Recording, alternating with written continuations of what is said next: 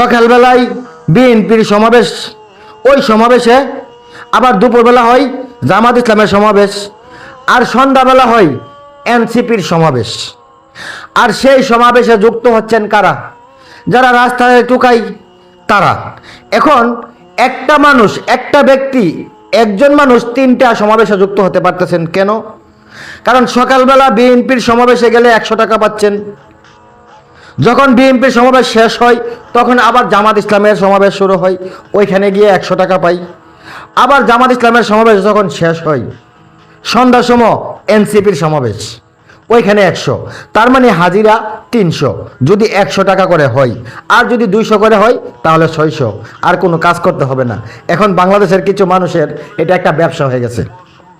আর সকালে বিকালে দুপুরে মিলে প্রত্যেক দিন যে আন্দোলন করতেছেন আপনারা, সাধারণ মানুষে চাকরি করতে পারতেছে না, প্রবাসী ভাইয়েরা প্রবাসে যাওয়ার জন্য রাস্তায় জাম লাগতেছে, ভোগান্তি শিকার হইতেছে, এটা আপনারা মানতেছেনই না।